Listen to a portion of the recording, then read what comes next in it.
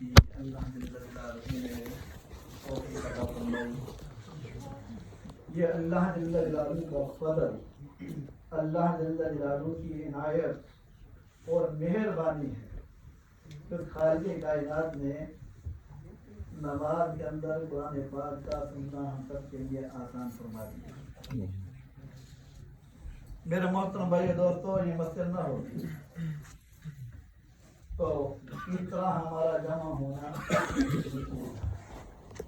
مسجد بنی ہم سب جمع ہو گئے، جیسے دانے کے ساتھ دانا جب پرویا جاتا ہے تو تسبیح بن جاتی ہے، اور ان دانوں کو سنبھالنا تسبیح کرنا آسان ہو جاتا ہے۔ بکھرے ہوئے دانے ہو تو تسبیح کرنا مشکل ہوتا ہے۔ تو اللہ جل جلالہ کا خصوصی فضل اور کرم ہوا کہ خالق کائنات نے ہمارے لیے یہ کام آسان فرما دیا۔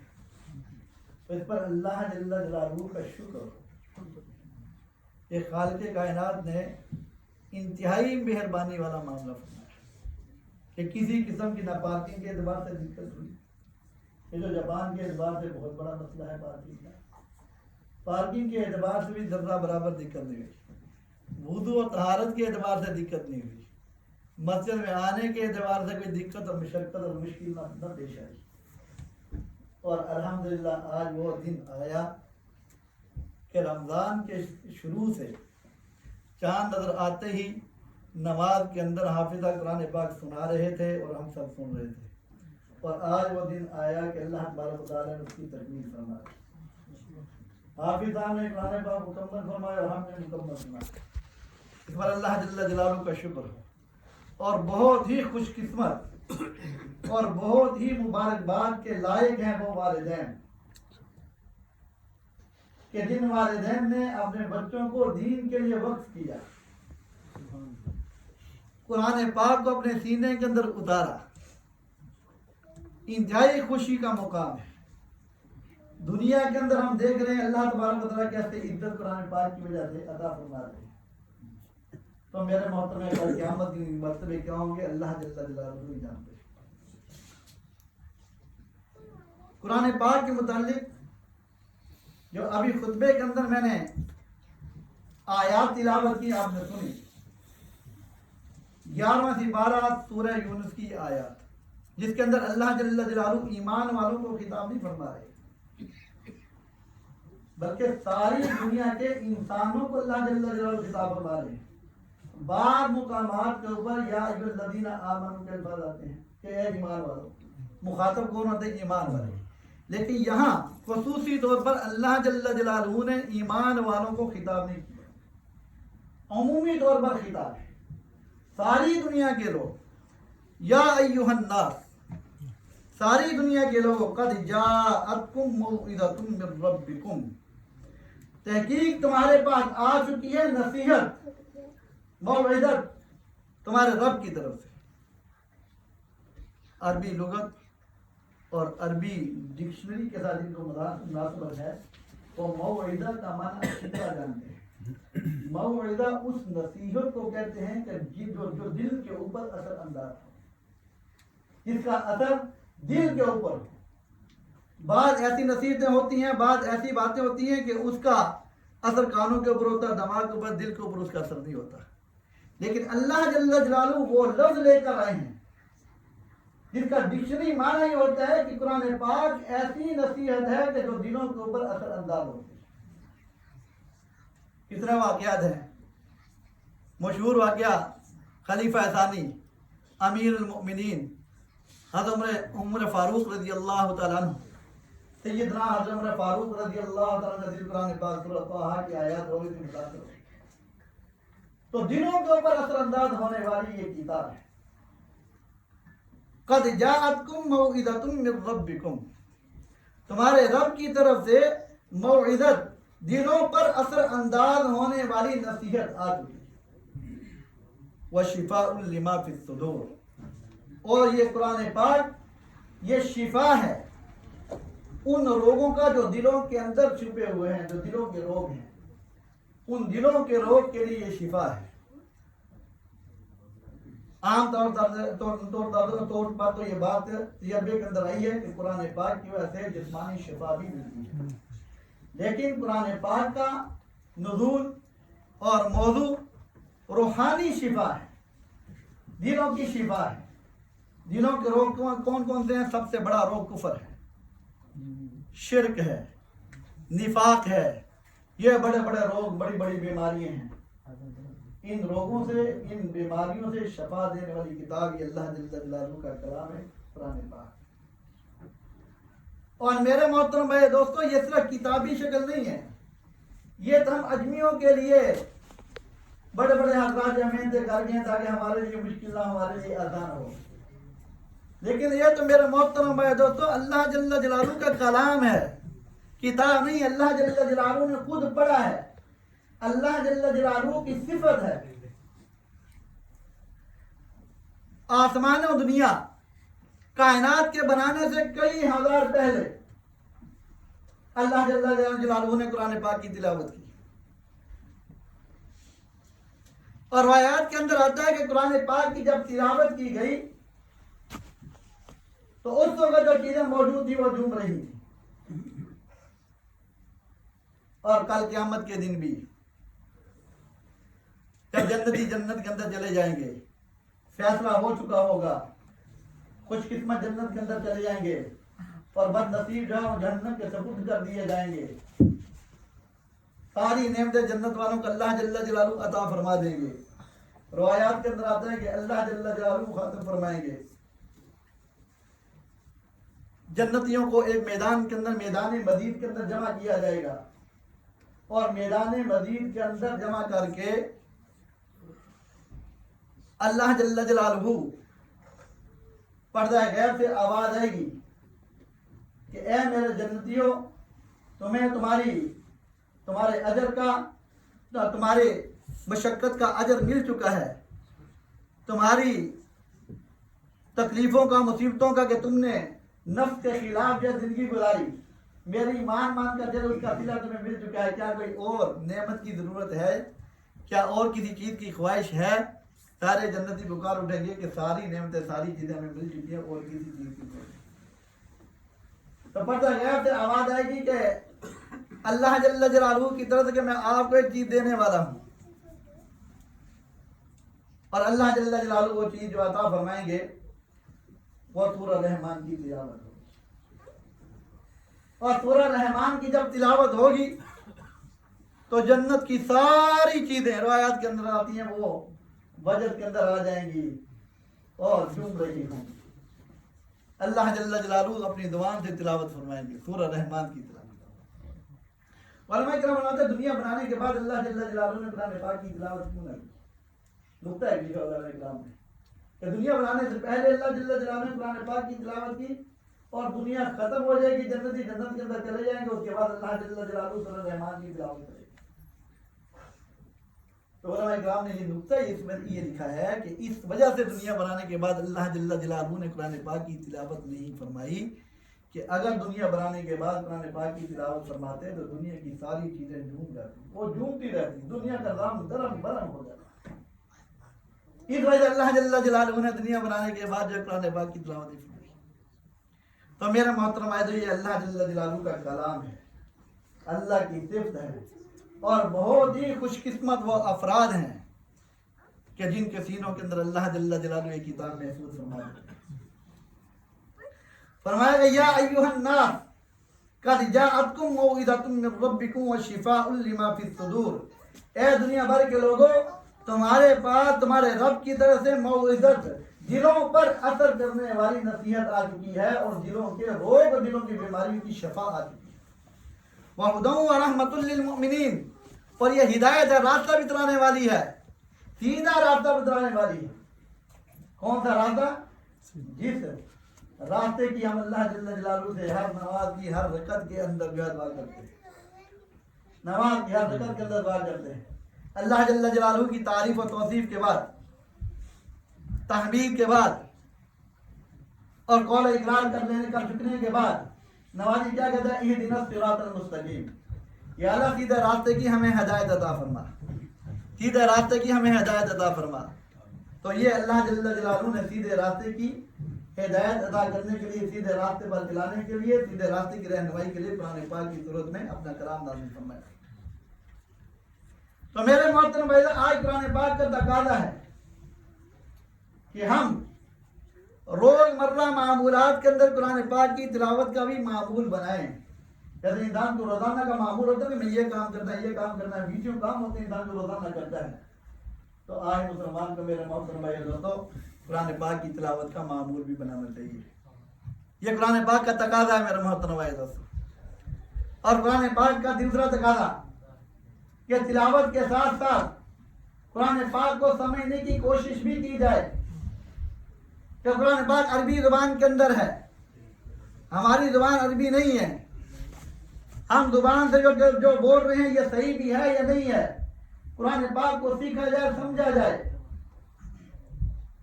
قرآن پاک یہ عربی زبان کے اندر، اور عربی زبان اتنی وسیع ہے کہ لفظ تو لفظ دور رہ گیا، ایک زیر زبر سے میرے محترم بھائی دوستوں معنی کے اندر جو تبدیلی آ جاتی ہے، معنی کہیں سے کہیں نکل جاتا ہے.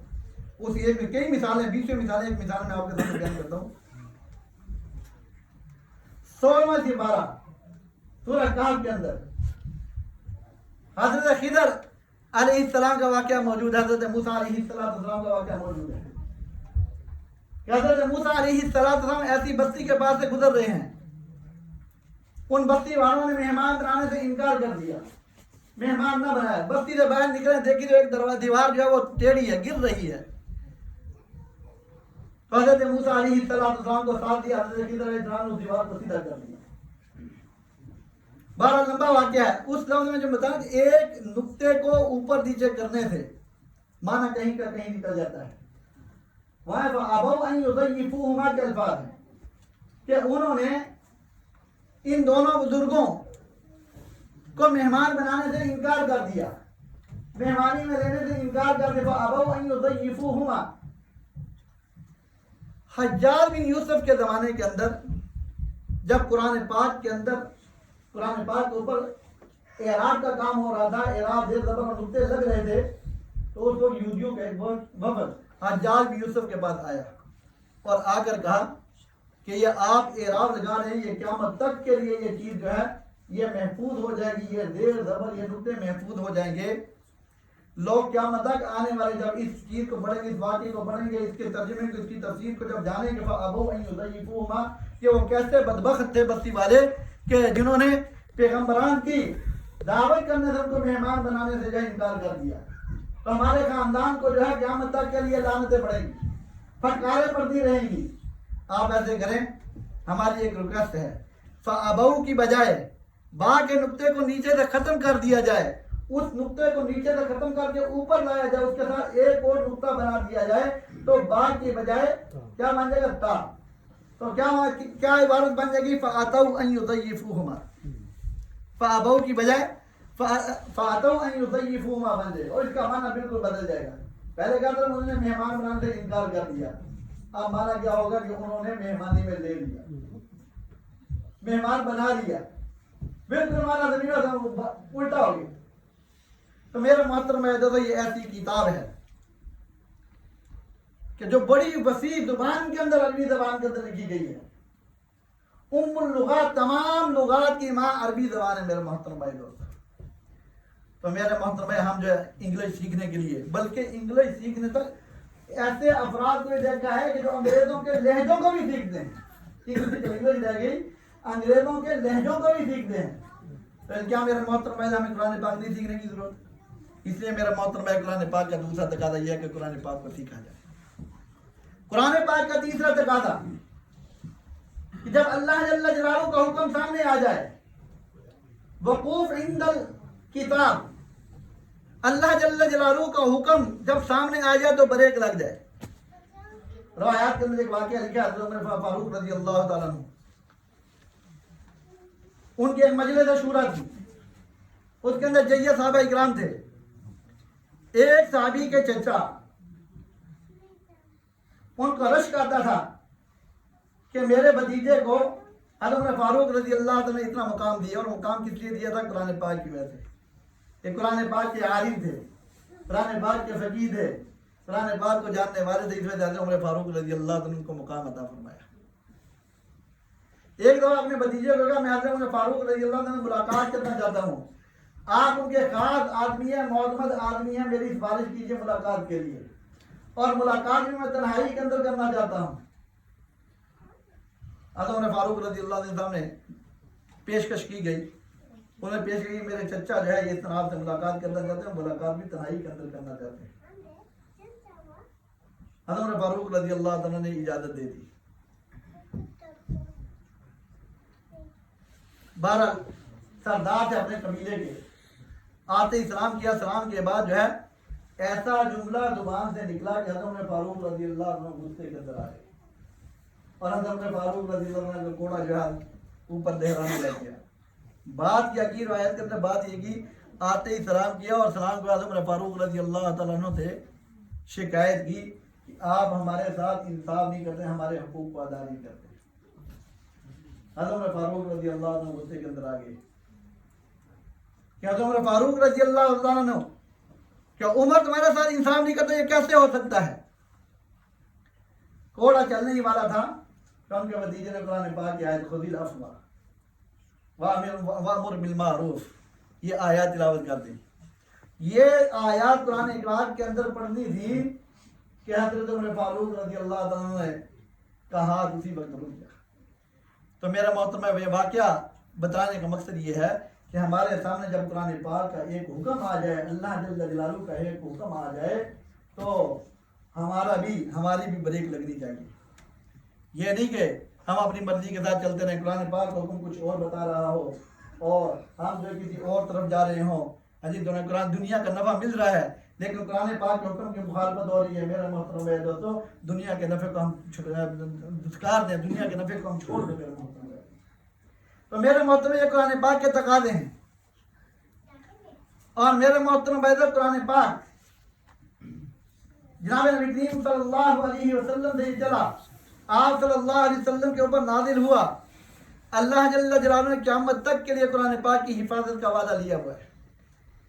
یہ حفاظت ہی جو ہے میرے محترم بھائی دوستو کہ قرآن پاک جو ہے چھوٹے سے بچے کے سینے کے اندر بھی محفوظ ہو جاتا ہے، اور اعلیٰ سے اعلیٰ آواز کے اندر میرے محترم قاری حضرات قرآن پاک پڑھنے والے موجود ہیں، چھوٹے چھوٹے بچے پڑھنے والے ہیں۔ یہ قرآن پاک کا اعجاز ہے، یہ قرآن پاک کا معجزہ ہے میرے محترم بھائی دوستو۔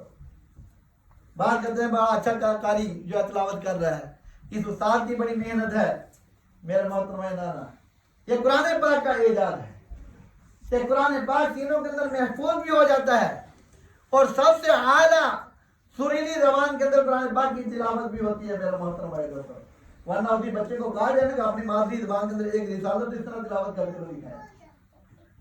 میرے محترم حقیقت میں یہ قرآن پاک کا اعجاز ہے، یہ قرآن پاک کسی وجہ قرآن پاک کا معجزہ ہے۔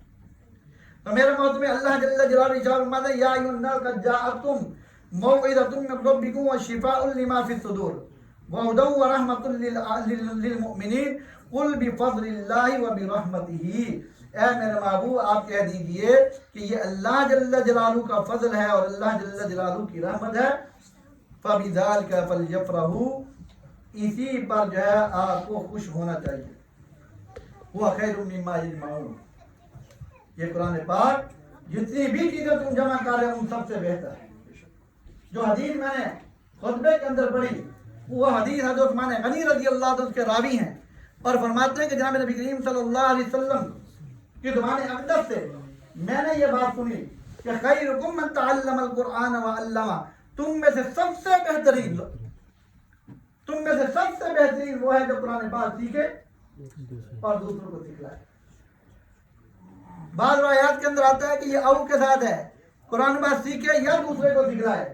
اور قرآن پاک سیکھا ہوا پھر بھی اس فضیلت کے اندر وہ داخل ہوگا، ساری دنیا کے انسانوں سے وہ افضل ہوگا، سب سے بہتر۔ اس لیے علماء کرام فرماتے ہیں کہ جس کو اللہ جل جلالہ نے یہ نعمت عطا فرمائی اور اس نعمت کے ہوتے ہوئے وہ دوسروں کی طرف للچائی ہوئی نگاہوں سے دیکھے گا تو اس نے اس نعمت کی ناقدری کی، اس نے اس نعمت کی ناشکری کی۔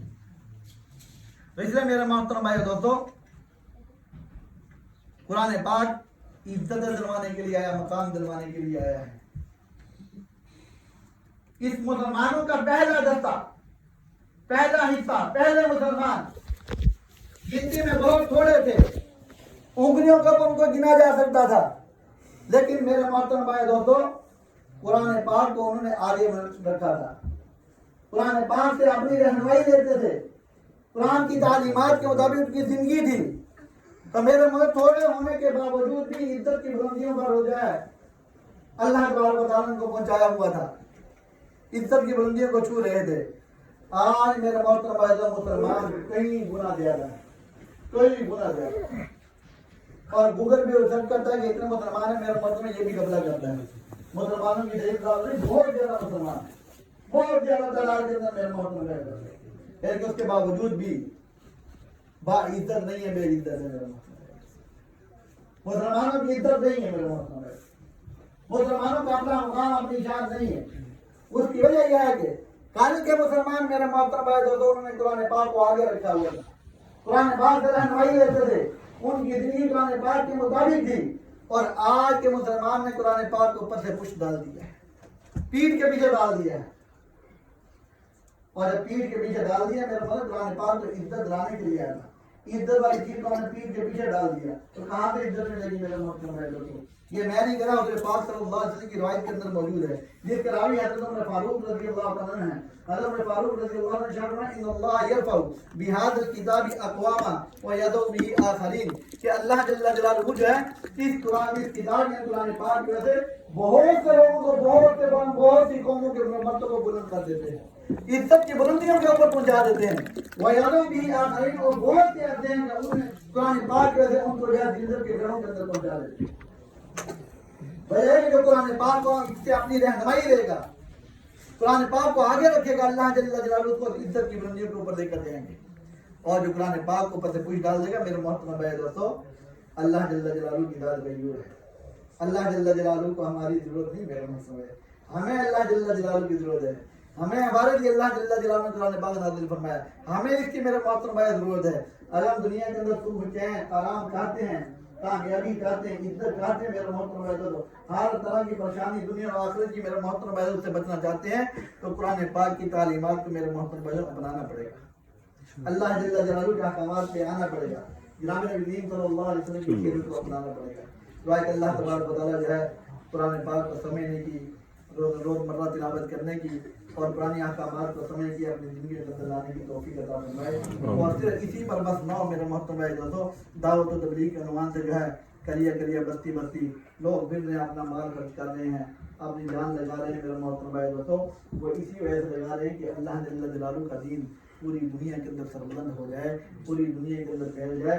یہ بھی قرآن پاک کا میرے محترم بھائی دوستو ایک حق ہے، ایک تقاضا ہے کہ صرف اپنی فکر نہ کی جائے، پوری امت کی فکر کی جائے، پوری امت کے بچوں کی فکر کی جائے، بڑوں کی فکر کی جائے، مردوں کی فکر کی جائے، مستورات کی فکر کی جائے کہ ہر ایک کی دنیا بھی بن جائے، ہر ایک کی آخرت بھی بن جائے، جو بھی دنیا سے جائے کامیاب ہو کر جائے، اللہ جل جلالہ کے سامنے جب پیش ہو تو کامیاب ہو، ناکام اور نامراد نہ ہو۔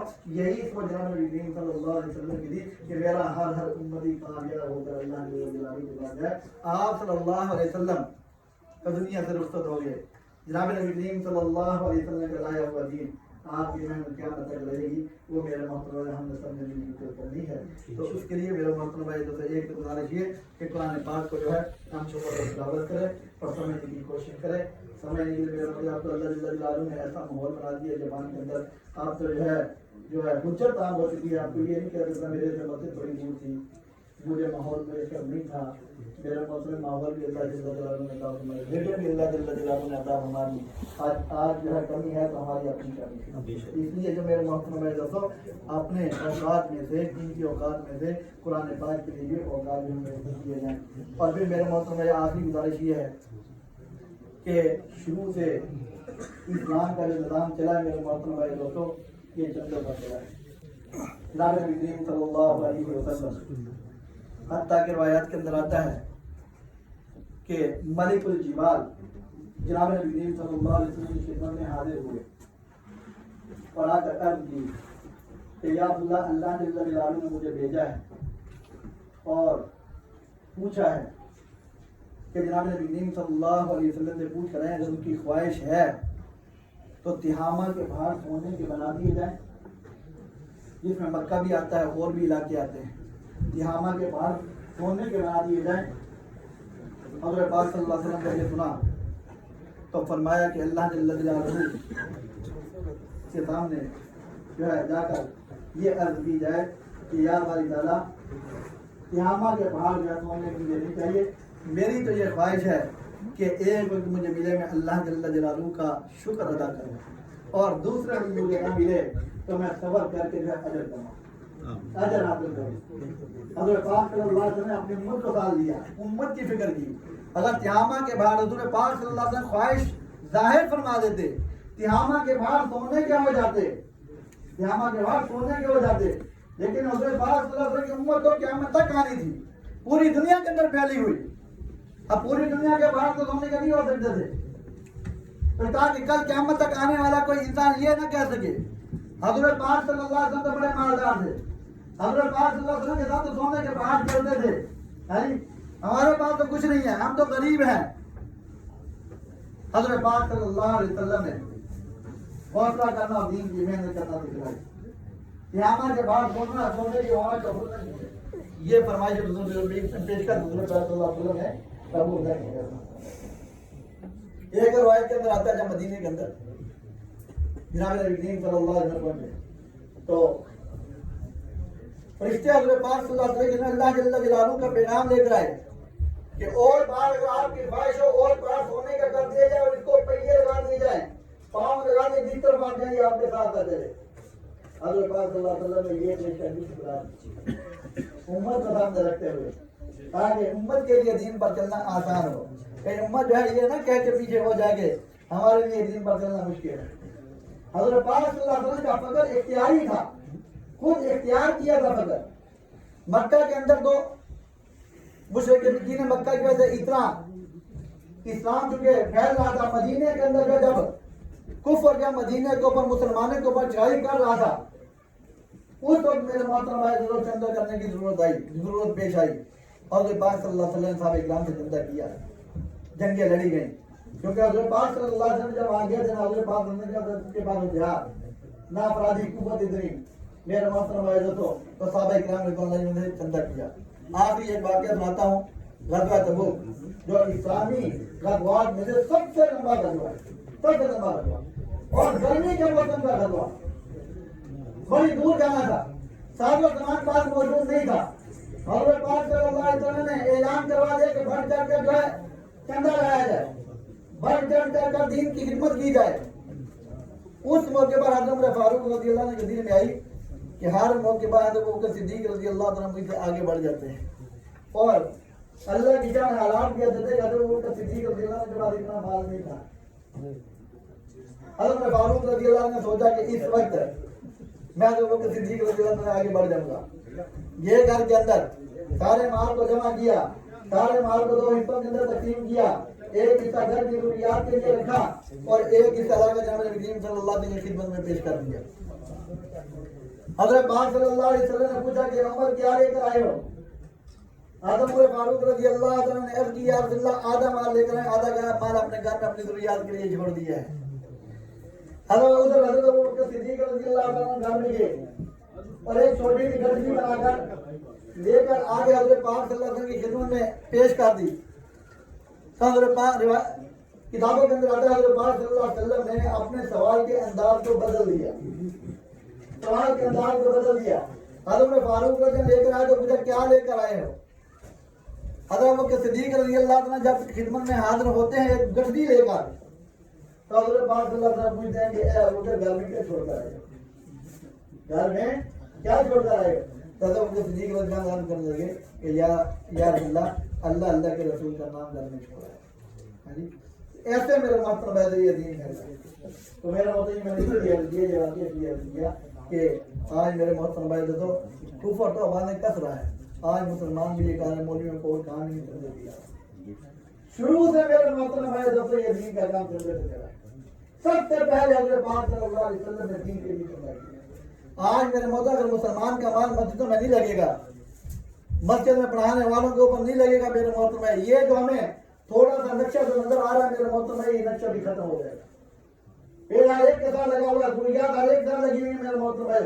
یہی لوگ پڑھنا پڑھانا مسجدوں کو چھوڑیں گے, اپنی ضروریات کو پوری کرنے کے لیے اپنی یونیورسٹی کی ضروریات کو پورا کرنے کے بعد نکلیں گے میرے محترم بھائی. دوستوں یہ تھوڑا بہت جو ہمیں جو ہے یہ نظر آ رہا ہے ماحول نظر آ رہا ہے میرے محترم بھائی، یہ ماحول بھی ختم ہو جائے، مسجد سنسان ہو جائیں گے میرے محترم بھائی دوستوں، مدارس ویران ہو جائیں گے میرے محترم بھائی دوستوں. تو دل کھول کر میرے محترم بھائی دوستوں اللہ کے گھر کی خدمت کرنی چاہیے. اللہ کے گھر میں جو خدمات دے رہے ہیں میرے محترم بھائی کی خدمت کرنی چاہیے، مدارس کی خدمت کرنی چاہیے.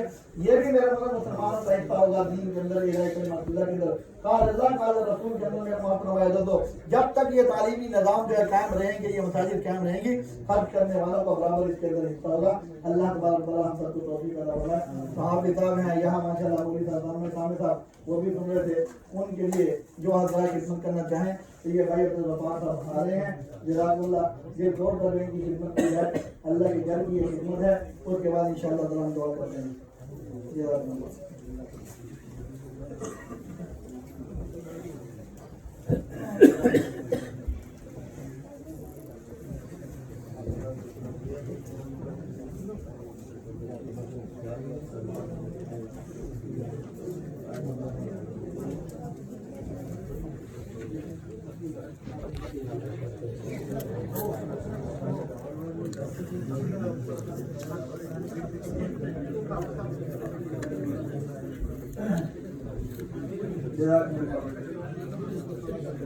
احباب سے گزارش ہے کہ دعا سے پہلے نہ جائیں، دعا بھی ہوگی، دعا کے بعد جو ہے چائے اور چائے کا بھی انتظام کیا گیا ہے. چائے بھی کرتے ہیں، چائے بھی